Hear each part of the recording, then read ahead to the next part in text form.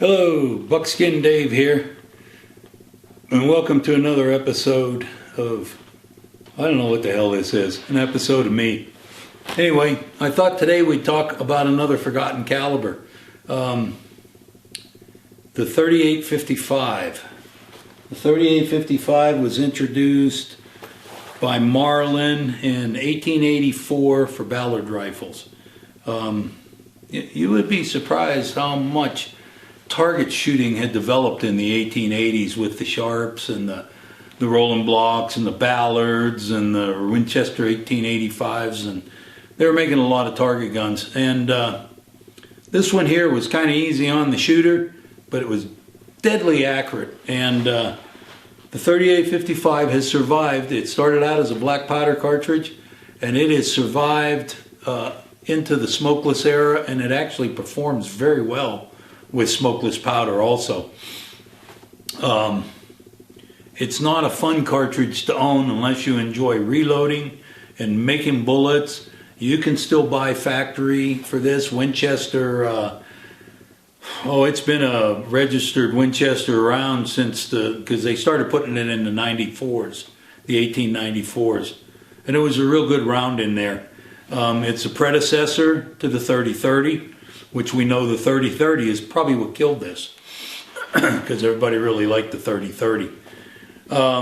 This one actually died twice because Winchester introduced a round that was called the 375 Winchester in their line of big bore lever guns. I think they did that in the late 90s. Anyway, 375 was one of those cartridges, and it's faded off also. Still a good cartridge, just like this one is. But good cartridges fade off when manufacturers come up with something else or inventors come up with something else.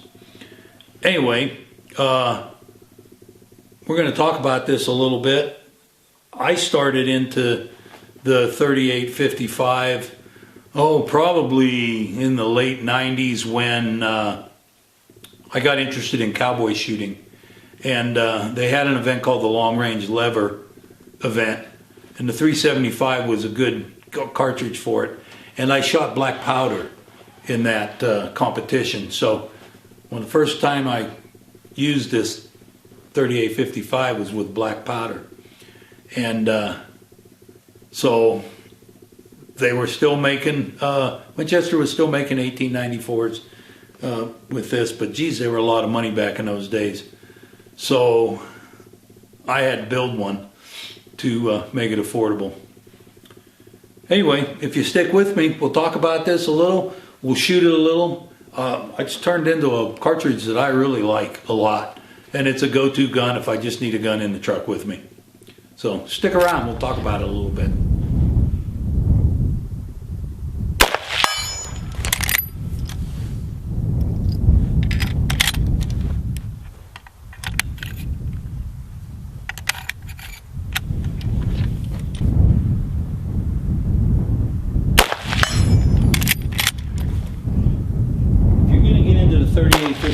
I think you're going to want to load stuff.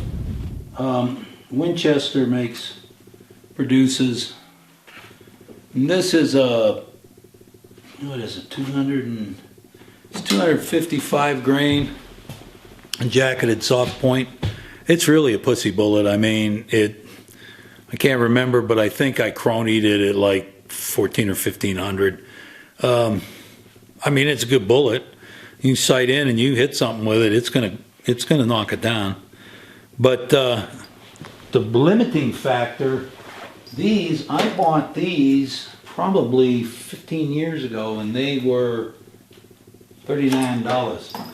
And I looked the other day in a catalog, a couple of catalogs, and they're right around $54 for a box of 20.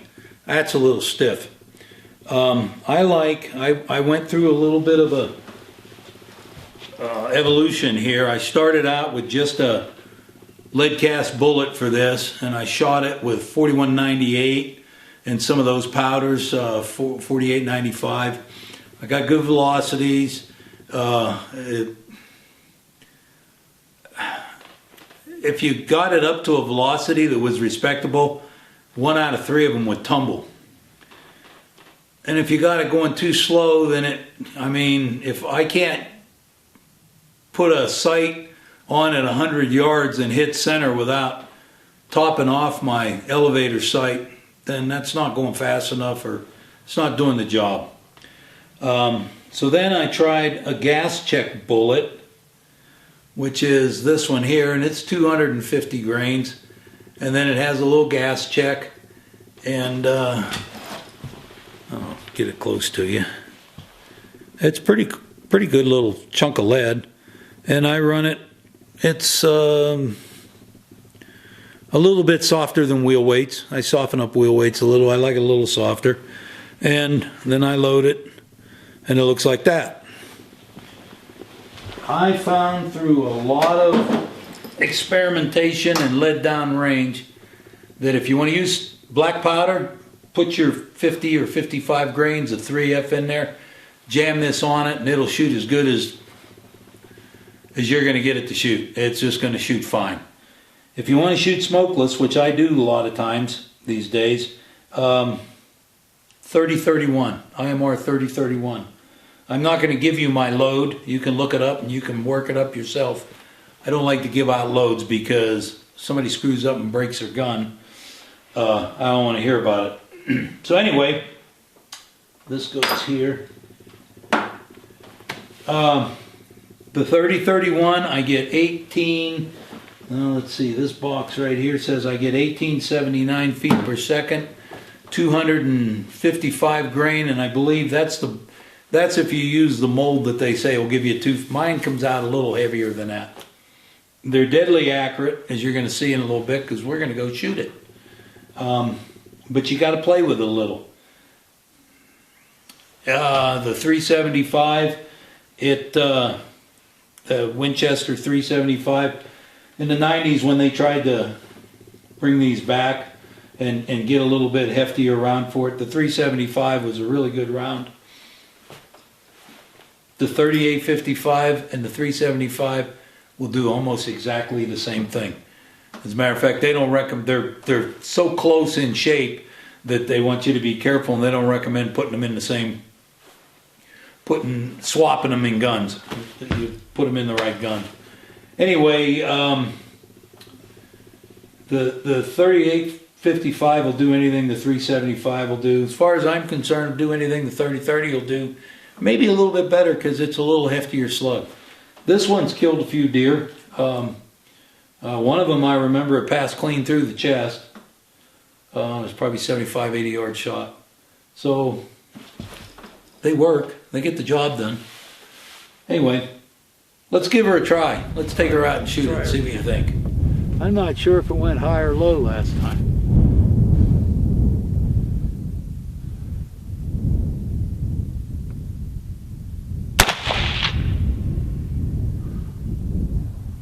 Wow.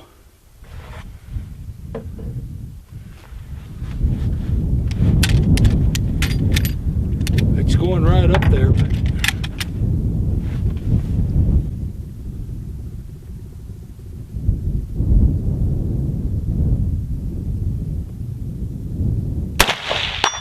there's a hit.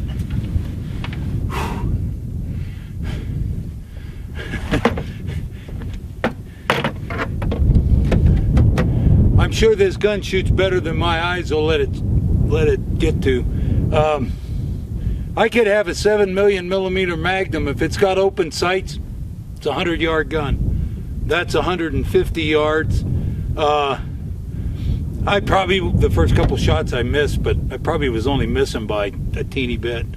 And then I let the wind die, and it looks like it hit pretty close to center of the gong.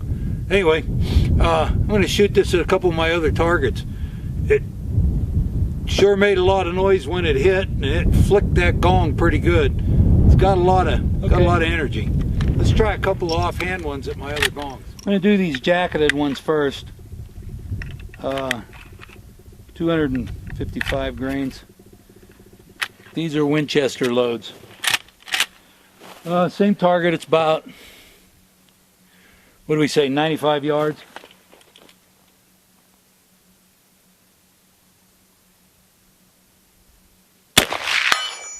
Okay, good job. Of course, you could run these a lot faster. I just don't want to dig around and look for my brass. Nope, that was a miss.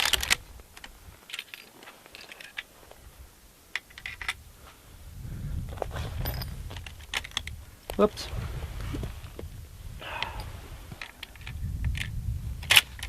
All right, let's see if we can get a better.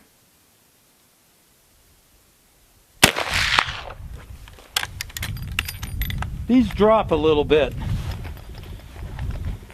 Of course, it is a 100-yard target with my eyes and open sights, so. Okay, here's some lead ones.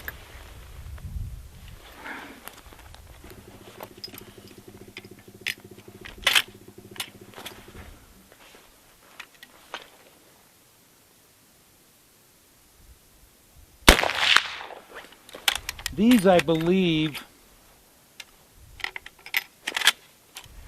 I think these are 4198. They're not as accurate as 3831. I pulled that one. And they got a lot of bang to them. Never did like these. Let's see. I think I got one more.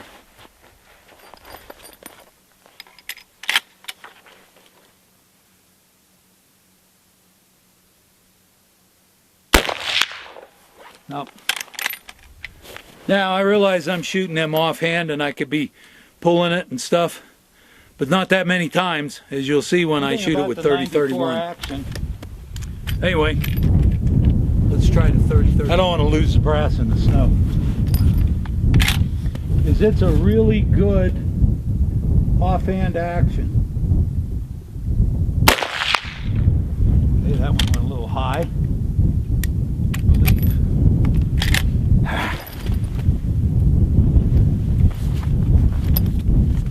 Try again.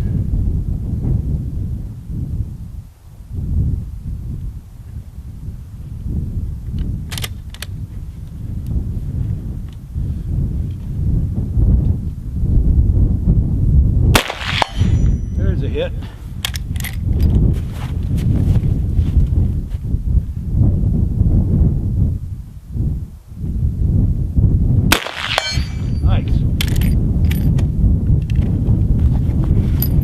That's, what did we say? We were shooting the muzzleloader at this. It was 93 yards. It's about 95 yards from where I'm standing.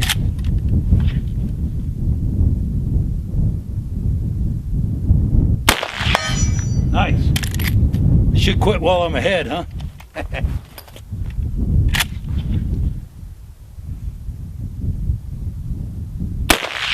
Yep, there's the miss. So anyway, that's it. 94 action, 38.55. That was with smokeless loads. It started out a black powder cartridge. It's still a good cartridge for now. Equal to, if not a little better than the 30-30, and it's probably equal to that 375 Winchester. Anyway, that's it for this time. I'm Dave Morelli. Thanks for joining me, and I'll see you next time. Bye-bye.